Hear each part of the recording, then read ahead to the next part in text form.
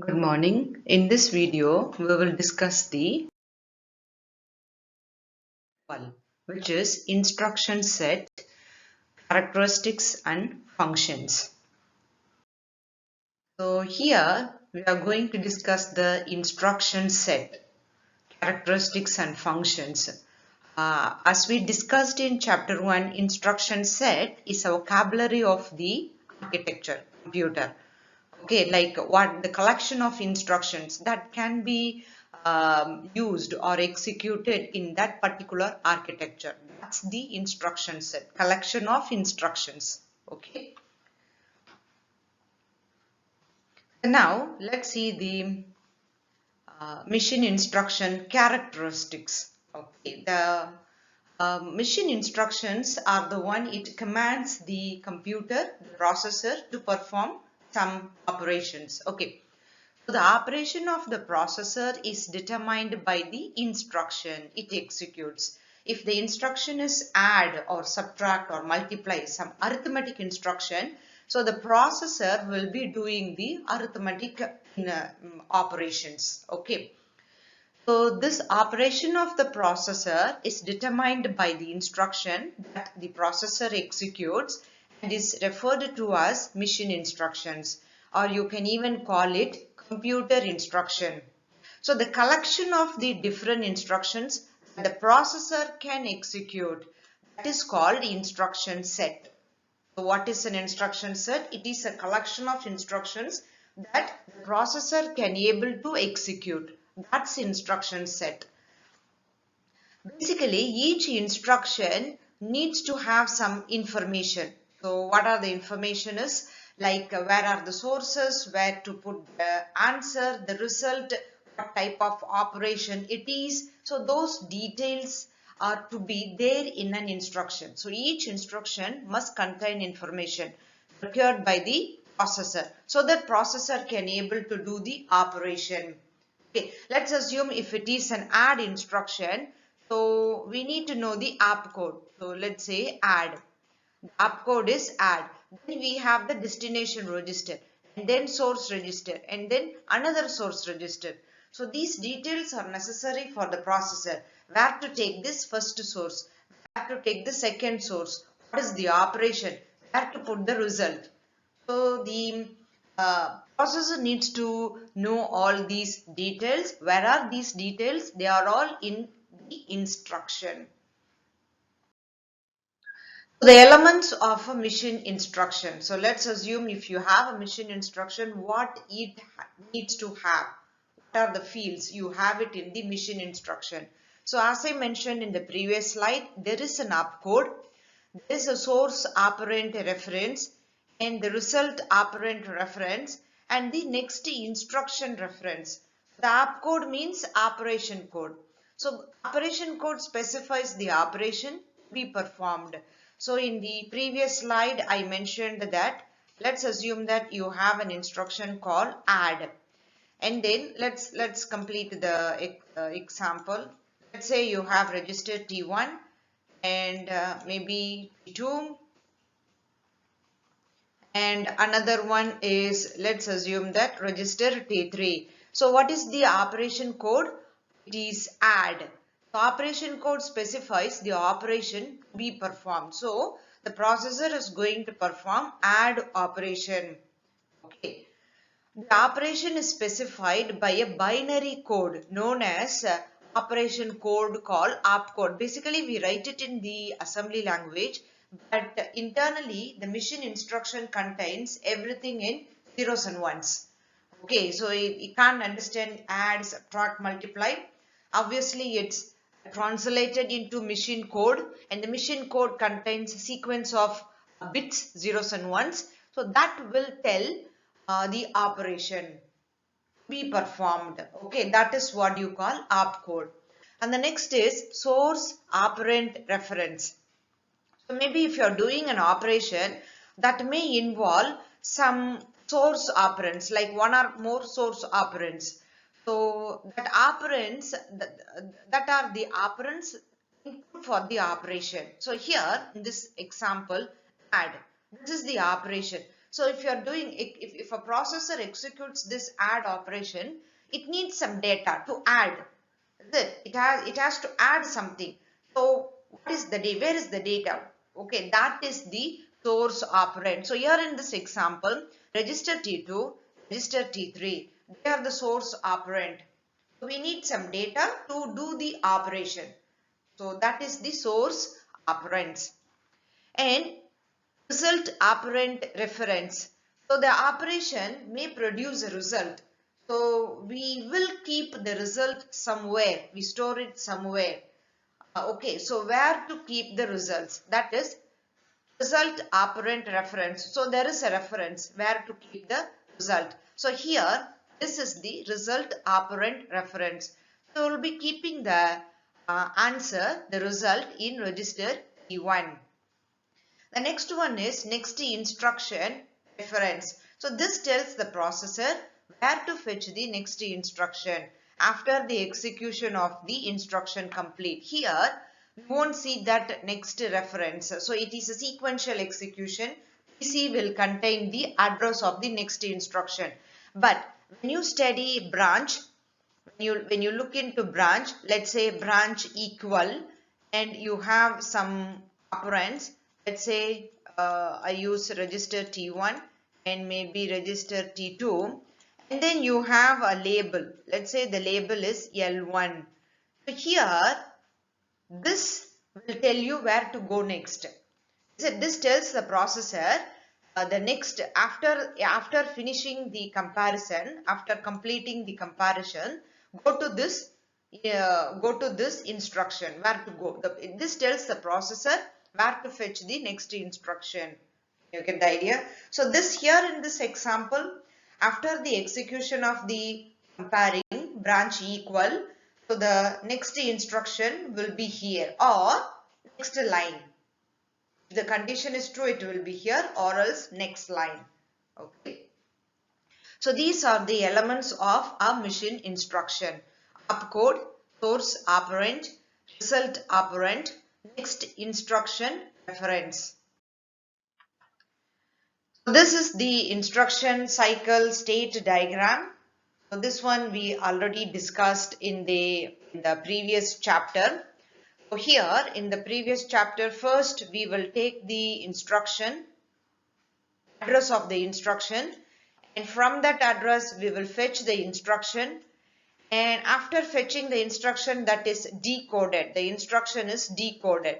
So when you do the decoding, we will be able to understand what type of instruction it is and where are the sources, where to put the destination, all these details. Okay.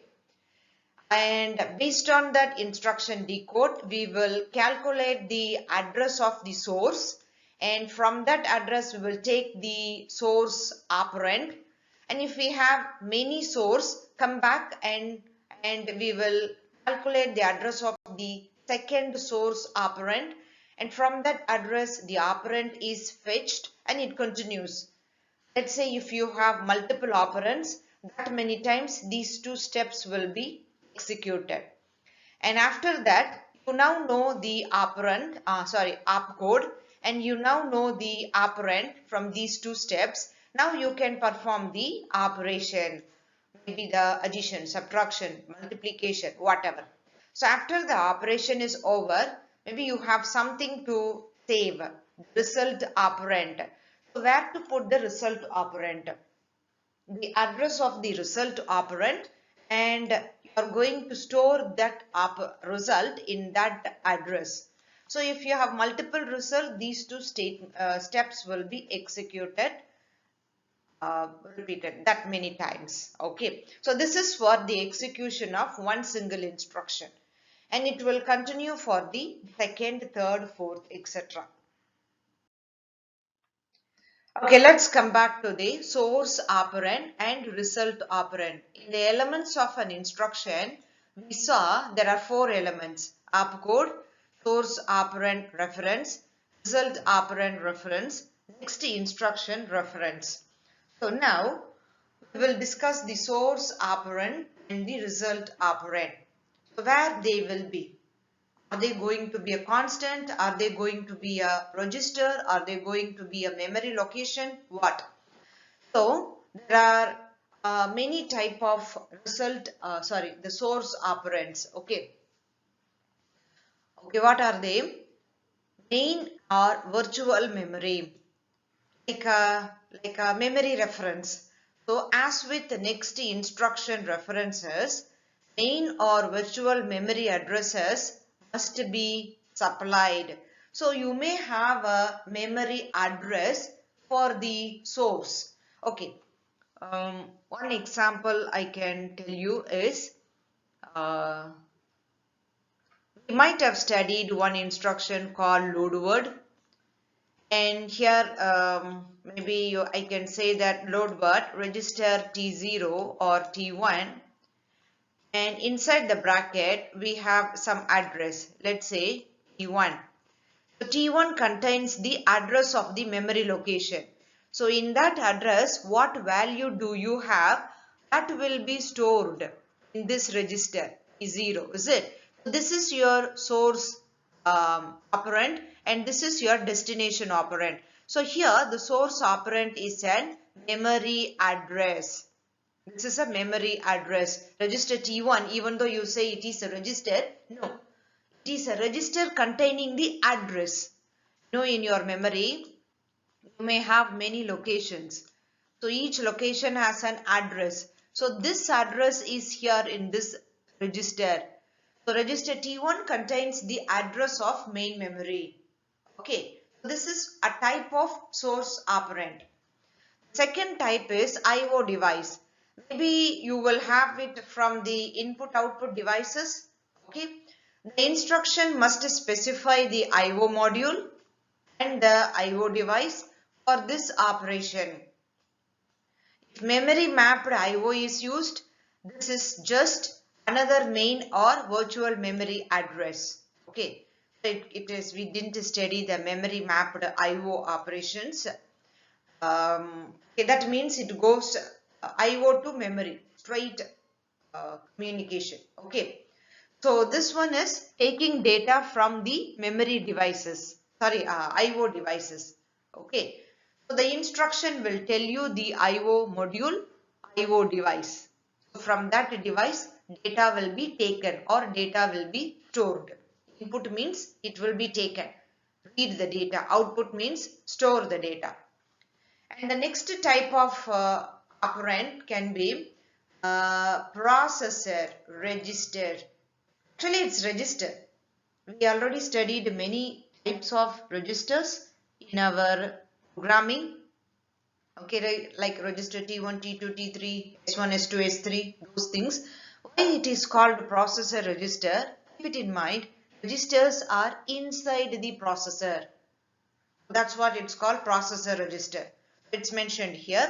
A processor contains one or more register. Depends on the architecture. Some architecture has only one register. We call it accumulator. Some registers has many registers. Like the one example we see is MIPS. 32 registers we are using. That's it. So a processor contains one or more registers that may be referenced by the mission instructions. Okay, if more than one register exists, each register is assigned a unique name or a number, and the instruction must contain the number of the desired register. Like in this example, I use register T0. What is T0? It is the name of the register. Every register has a name. So the instruction uses the name, or sometimes remember we can use the number also. Instead of writing register T1, T2, T0, there is a number for each register. You can write it in the instruction. It's not a problem. You can still write it, but it's hard to remember the numbers, is it? Normally names are easier than the numbers. Okay. And the fourth type of operand is immediate. Immediate means, I mentioned already in many of these practical classes, immediate means the values are straight away given in the instruction. So the value of the operand is contained in the field of the instruction. For example, we already studied one simple one, li register T1, comma, for example 5. So this is a immediate value, constant. So what do you want to load? I want to load the value 5. This is one example. Another example we already studied is add immediate. This one is for incrementing. So let's assume add immediate. Let's say register T1, comma, register T1, comma 5. So what does it mean? Okay, this is T1. What does it mean? You are going to add 5 and the content of T1. The result will be stored in the register T1. So here we have the value of the operand. Straight away the value is given in the instruction. Okay, so this is about source and result operands that can be used in one of 4 areas. Okay. Representation of instruction. Actually, when we normally write the program like assembly language program saying that add register comma register comma register, is it? Actually, when you see the machine instruction, like the instruction in machine language, the same instruction when you convert into zeros and ones, you will have certain number of bits are designated for certain field. Okay, so that is the idea. So within the computer, each instruction is represented by sequence of bits, of course. So your instruction is divided into certain number of fields and each field contains certain number of bits. Okay, like for example, this is one simple example. Okay, this is the simple instruction format. So let's assume that your instruction is a 16-bit instruction.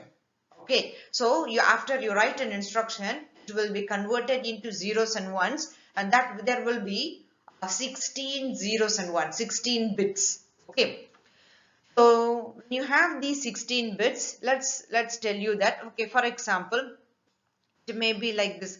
I'm just writing one simple example only. It may not be correct. I'm just giving one example only. Okay. This is not a correct one. I'm just writing.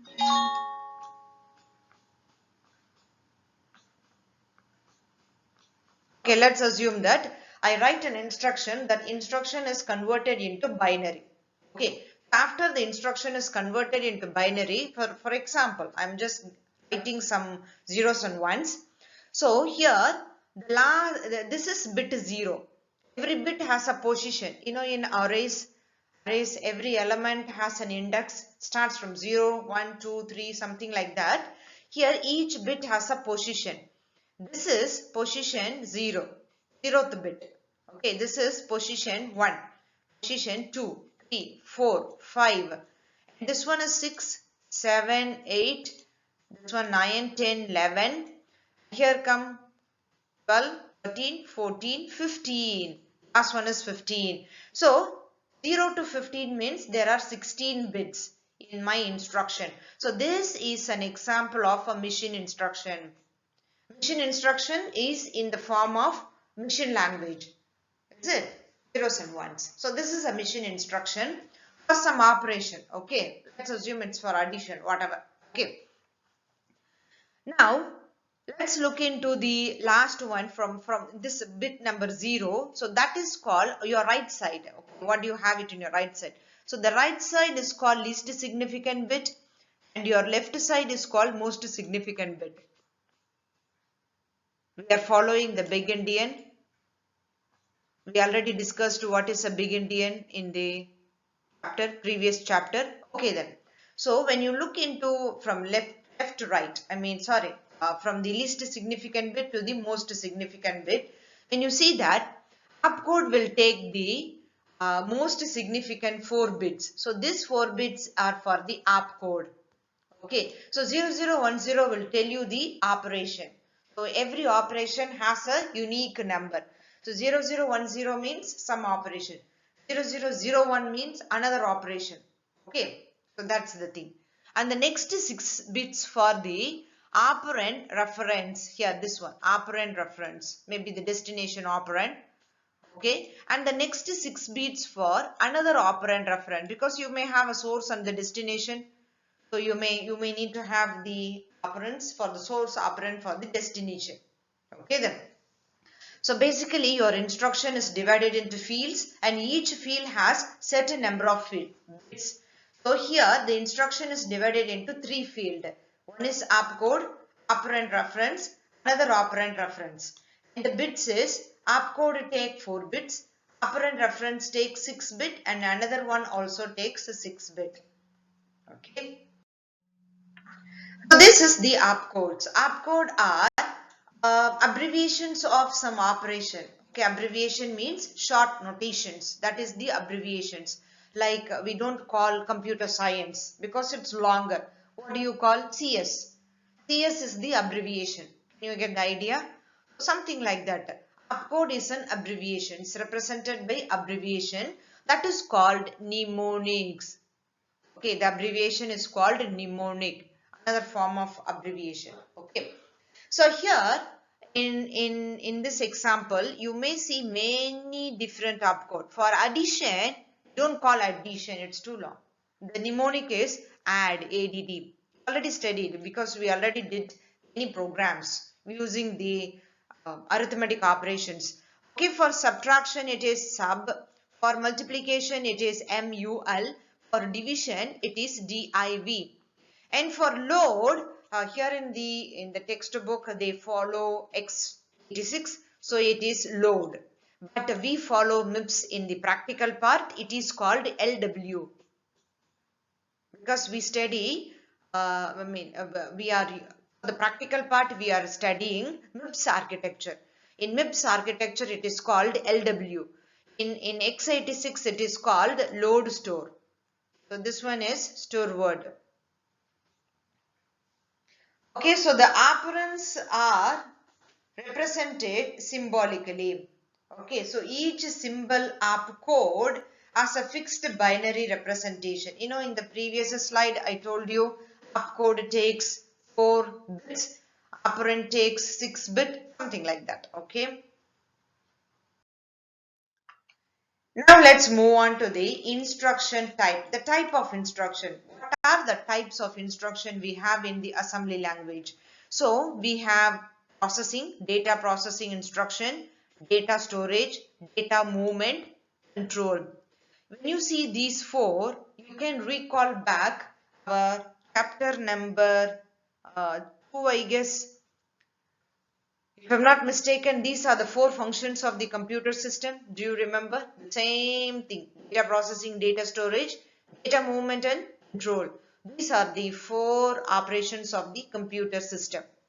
Okay, so they are the instruction types also. Okay. So there are 4 instruction types. The first one is data processing. When you say data processing, very simple. You know, you may have some arithmetic and logical operations. So that is the data processing. Okay, like we have arithmetic instructions to perform addition, subtraction, multiplication, etc., etc. So they do some operations on the numeric data. And the next one is logic, the Boolean instruction. These Boolean instruction operate on the bits. Okay, so they operate on the bits of the word, bits of a word as bits rather than as a number. It won't take as a whole number. It will operate on the bits. One good example we can say is and, or. We studied in the practical part. I uploaded the videos. And or are the example for the Boolean instructions. And the next is data storage. What do you mean by data storage is movement of data into a memory location or out of a memory location, something like that. So you have a data in memory, you move it to a register. Okay, from memory to register, or else from register to memory. So you move the data from register, between register and memory. That's what you call data storage instructions. Like the one we can say is load word and store word. They are the one move the data between memory and register. Okay. For data processing, we have arithmetic instructions and the logical instruction.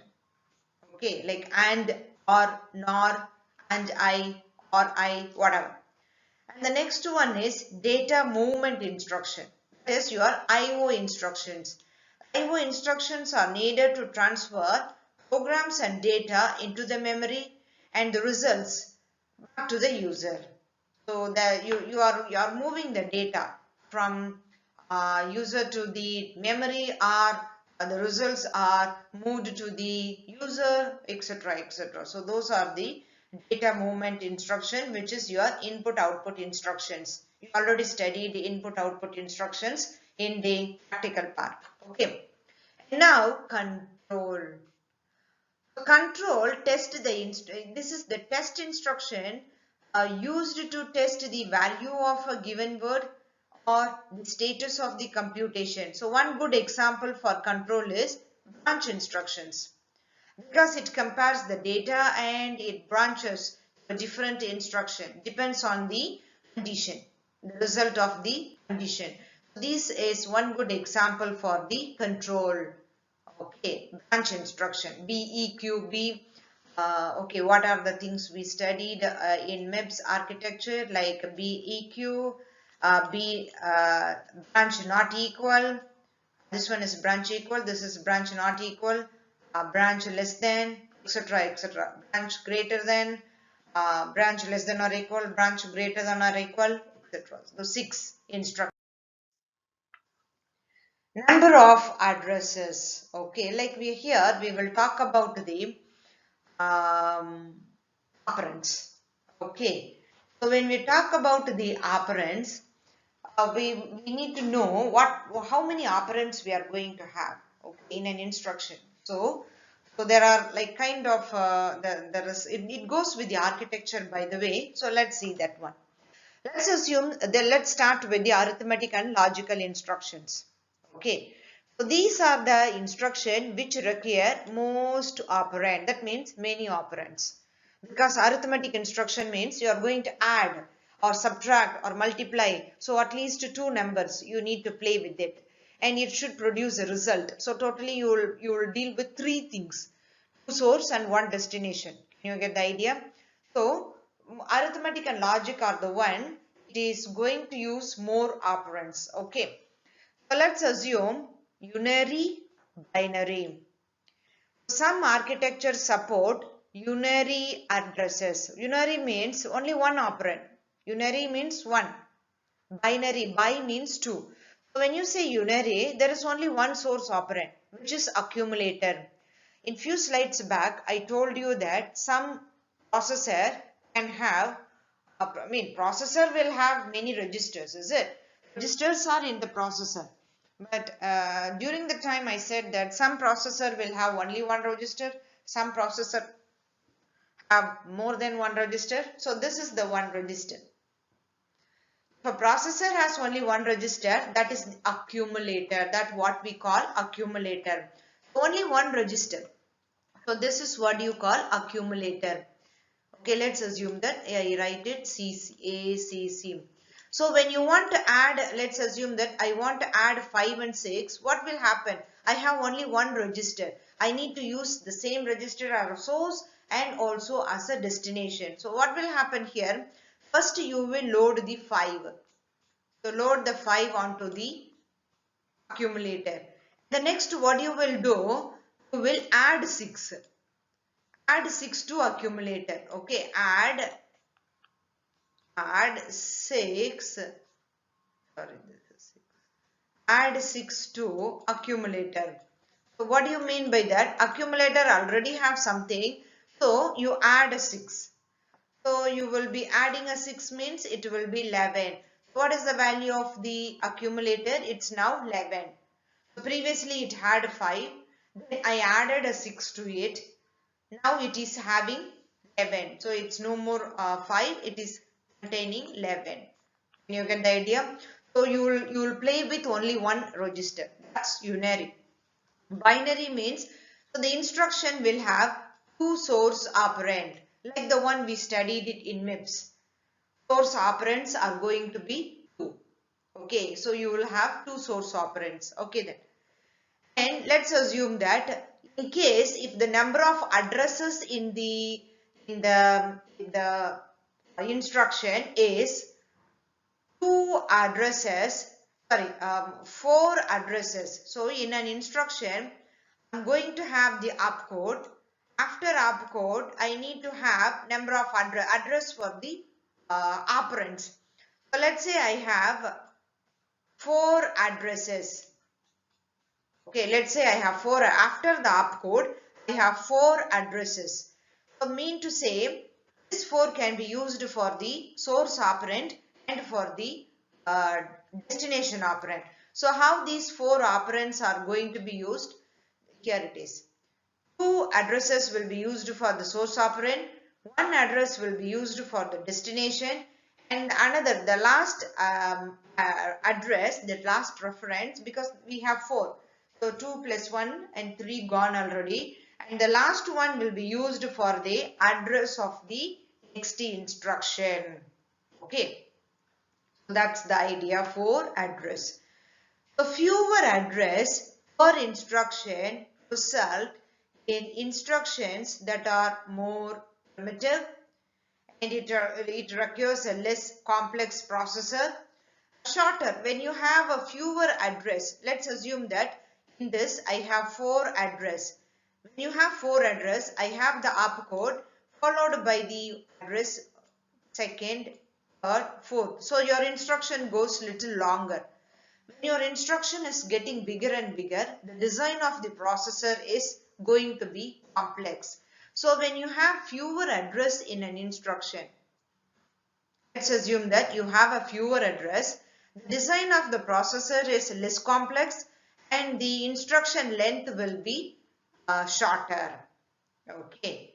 But this type of these instruction result in, if you have a fewer address, only few address in an instruction, what will happen? Your program will be longer and it will be complex. Program what you write, because you have fewer instruction. You can't have 2 source and 1 destination. You can have 1 source and 1 destination. So your program will be longer, it will be much complex, and it will take more time to execute. So these are the problems. Okay, so these are the advantages of fewer addresses in an instruction, and these are the disadvantages of having fewer addresses in an instruction. Okay, so this is advantage, this is disadvantage. Okay. So this is the example of what we discussed a few minutes ago, number of addresses. I say that sometimes we may have more addresses for the operands, few addresses. When you have few addresses, I say there are some advantages and disadvantages, is it? So this is the few addresses. Let's talk about the few addresses. You see here one address instruction. You will be writing instruction with only one operand. Address here means for the operands, for the source and also for the destination. Remember, when I say address, here I am talking about the operands. Don't be confused. Even the last slide I was talking about operands only. Maybe a source, maybe the destination. Let's see the diagram C. This is for the one address, mean one operand. Can you see here? Load D, only one operand. This is opcode, by the way. And followed by the opcode, what do you have? D. That is the address. What do you call? Operand. Okay. So when you have one address instruction, the register we are going to use is called accumulator. Can you see the meaning of this instruction? Load the value of the D into the accumulator. And this one is multiply E. What do you have it in the accumulator? Multiply with E. And then when you say add C, what do you have it in the accumulator? Add C. Store Y means what do you have it in the accumulator? Put it onto Y. See, accumulator value is stored onto Y.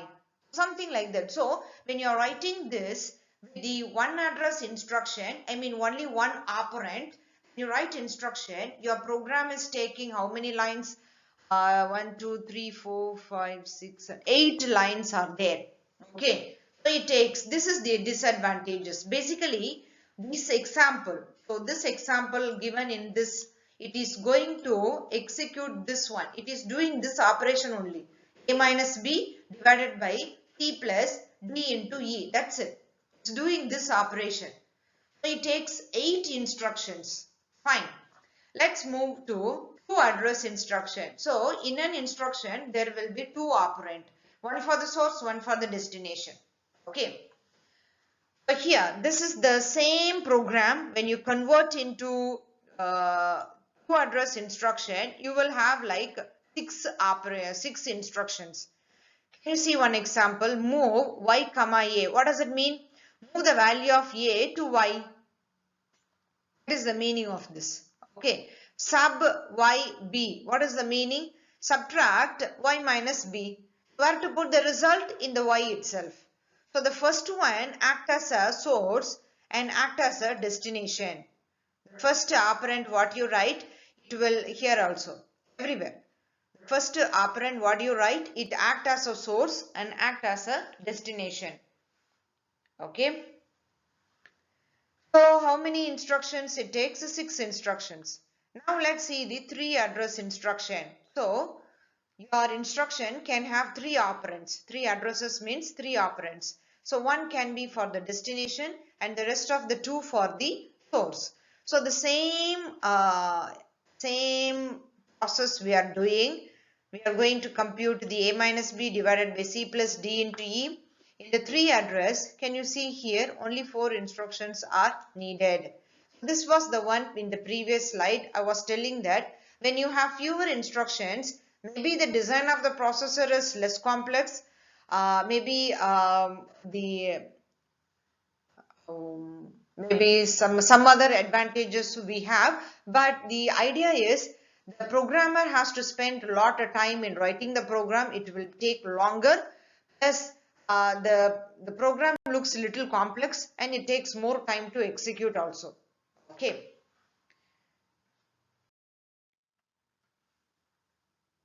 So this is the idea. So let's compare the instructions.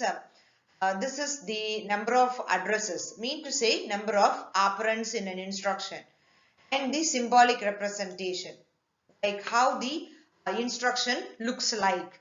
This is one example. Okay, like interpretation means meaningful. Okay, then so let's see, when you have 3 operands, 3 addresses, you write opcode followed by the 3 operands. When you have 2 operands, 2 addresses means write the opcode followed by the 2 operands. And when you have only one instruction, so write the opcode followed by the this is one address, one operand. So write the opcode followed by the one operand. When you have 0 operand, the opcode only exists. There is no such operand here. Okay. So let's move on to the instruction set design. As I mentioned in the beginning of the slide, instruction set is the collection of instruction that the machine can understand. Okay, so we are going to see the instruction set design. So the design of the instruction set is very complex because it affects so many aspects of the computer system. Because we need to define many of the functions performed by the processor, and programmers means of controlling the processor. How do we control? And the design issues, fundamental issues that we need to keep it in mind when you design an instruction set is we need to remember we need to keep it in mind the operation repertoire, data type, format of the instruction, registers, and the addressing mode. Okay. So what is this operation repertoire is? How many are which operations to provide and how complex the operation should be. So deciding on this is main issue when you are designing an instruction set. And the data types. So, normally we may have many different data types. So what are the data types and what are the operations that can be performed on the data types? So deciding that is most important issue here. An instruction format. Instruction format means, in a few slides back I was telling instruction format, like first 4-bit for the opcode, next 6-bit for the operand reference, and another 6-bit for another operand reference. So here that is what you call format. So you decide the number of bits and how many fields. You have 3 fields and bits for each number of fields, each field. So that is instruction format. Okay. And the registers. So how many processor registers that can be referenced in an instruction? Okay. So let's say I have 32 registers. Then surely I need to have 5 bits so that I can number the 32 registers. Okay. Do you get the idea? So that is also more important. And the addressing mode. The mode are the modes by which the address of an operand is specified. What is the addressing mode? We need to decide on this. So these are the fundamental design issues for the instruction set design. If you are planning to create an instruction set, let's assume that you are in computer architecture and you are designing a machine. You are creating an architecture, computer architecture, you are designing a machine, then you need to, of course, when you are designing a machine, you need to decide on the instruction set. And when you are deciding the instruction set, you need to consider these issues. Now let's move on to the operands. Type of the operand. Can that operand be a number or can it be like a string value or what?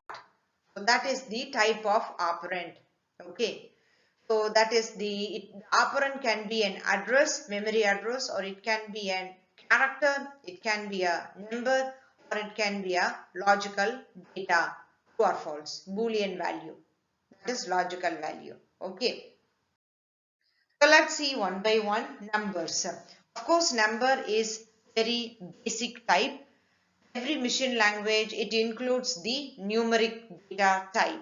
It's very common. Numbers stored in a computer are limited. What do you mean by limited is, it has a limit to the magnitude. You cannot express any number. There is a range.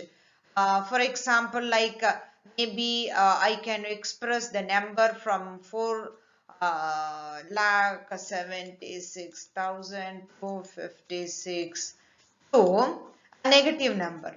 Okay, can maybe 4,76,055, something like that. So only numbers in this range I can for example, this is by the way for an example only, don't think it's a correct number I give. Okay, so what is this is, the magnitude of the number is limited to a particular range.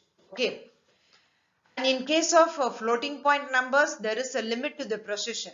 Precision means, let's for example, you will have like 0.51720. So how many bits you can have it after the decimal point?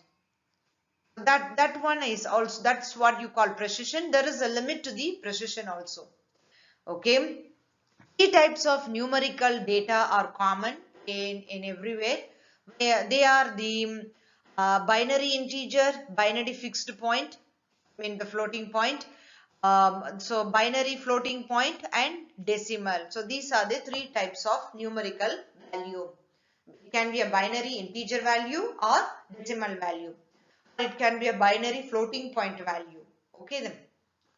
Integer means it's fixed number, no decimal places. Okay, that's what you call fixed. Okay, packed decimal. So when you're talking about packed decimal, each digit is going to be represented by a 4-bit code. Okay, so for example, if I want to if I want to represent 4, So 4 will be represented by a 4-bit number. What is the 4-bit number? 0, 1, 0, 0. For example, if I want to express number 2, you will be using 4-bit number. So how do I represent 2? It's a 0, 0, 1, 0. You get the idea? So each decimal digit is digit. I'm not talking about a number. I'm talking about a digit. Digit means one single digit. Each decimal digit is represented by a 4-bit code with 2 digits stored per byte. Okay. Form numbers, 4-bit codes are strung together usually in multiples of 8-bit. Okay. For example, if you are having the number 246. Okay, so how are we going to express 246? Like this is for the 6 and this is for the digit 4. This is for the digit 2. Do you get the idea? By the way, the thing is that when you're forming a binary for number, when you're making a binary representation of a decimal number, make sure that the total number of bit is multiples of 8. Okay, actually in this example, I need to represent only 246. So for 2, it's 0010. 4, it is something like that, and this is for 6. But I put 0000 because how many bits you have here? You count 1, 2, 3, 4, 5, 6, 7. You have 16 bits. Remember, you are going to express in multiples of 8 bits. 8, 16, 32, 64.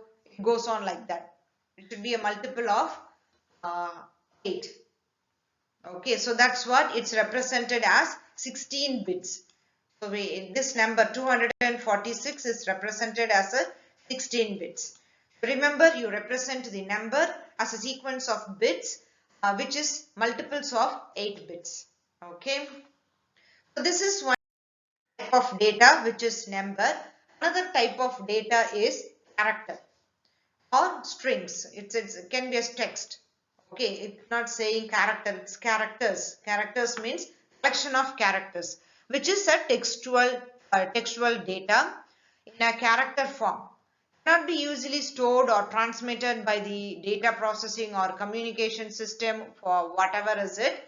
Actually, how the characters are dealt, how are we going to deal with the characters is we have some kind of character coding.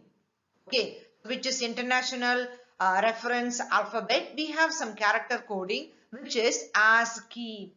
This is one simple example of a character coding, ASCII, which is United States reference, which is called American Standard Code for Information Interchange. Okay, so what is this ASCII?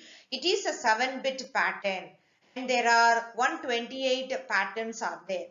It's a 7-bit pattern. Okay, so let's assume that if I want to represent the character A, I will represent the character in a sequence of 7 bits. I forgot the sequence of the bits. Maybe it's 0, 1, 0, 0, something like that. I don't know. I don't remember exactly for the A. I forgot suddenly. Okay, then so this is the representation of the character A. So if you have, for example, A, B, C. So this is for the A, another 7-bit for the B, another 7-bit for C.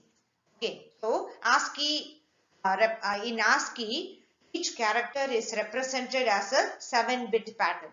So totally how many patterns we can represent? 128. How many characters we can represent? 128 characters. Okay, this is one simple example for the character code.